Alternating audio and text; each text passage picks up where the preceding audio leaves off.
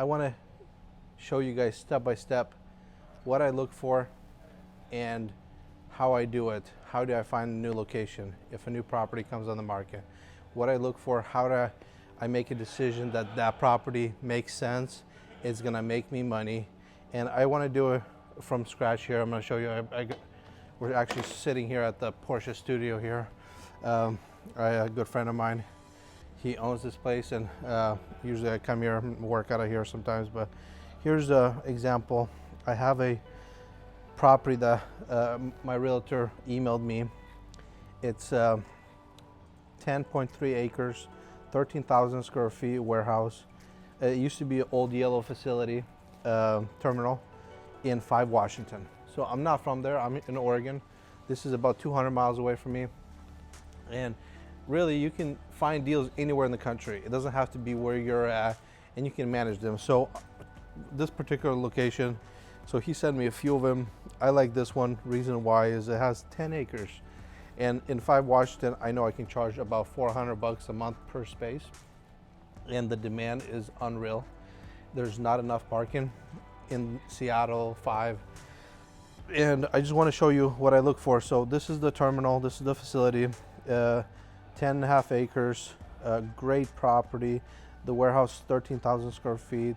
So I usually, unless it's a really good location and I have customers or clients for the warehouse side, I wouldn't look at these terminals. I would only focus on truck parking, a yard, just a gated facility that has, you know, bathrooms and a lounge. But in this particular one, I have a tenant that's currently my tenant at my Portland location, and he is expanding to our Fife, Washington, and he said he's looking for a warehouse there. I showed him this facility. He said this will work, and he's willing to sublease the warehouse portion from me for $25,000 a month.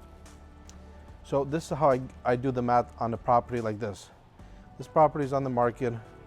I'm okay signing a 5-year lease on this property, and this is how I do the math. So on this property alone, I can put 27 trucks on an acre times 10.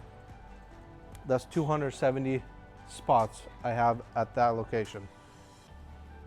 270 spots. Let's just say, to be safe, let's just say 250 spots. I know we can do 270 because we have a layout already on this property, but just rough numbers. They're asking $50,000 a month for this property right now. We're still negotiating back and forth. I think we're gonna close at $45,000, but let's just say if we're giving them what they're asking for, currently is $15,000. So let's just say $350 a month per space times 250 spots. That's $87,500 of revenue just from the truck parking side, not including the overnight. This is just long-term, if I filled it up with long-term recurring customers. Plus the terminal, 25K a month, I'm subleasing it to a tenant of mine. So the revenues of that property on a monthly basis would be $112,000 a month. I would minus the rent, which is $50,000 a month. That's what they're asking for. That leaves me with $62,000 a month in revenue. Let's say minus one yard manager, expenses, utility, bullshit, whatever. Let's minus another $10,000 a month. Those are rough numbers, guys, but they're accurate numbers. So roughly, after all expenses, all my rent paid, all my utilities, all my expenses, yard manager, my profit on that facility would be $52,000 a month. That's huge. That's in profit. So sometimes that's how I do my math. I usually I have my design guy do a layout, make sure I know exactly how many spots I have, and I can teach you guys all this step by step how to do it when you are looking for a new facility. So on this property, the numbers are there. It makes sense. It's a great money generator, and the demand is unreal. There's so much demand. So right off the bat, my goal is to fill up the slot within 4 months of me getting it. So I have 4 months, and that gives me plenty of time. You know, before I used to say 6 months.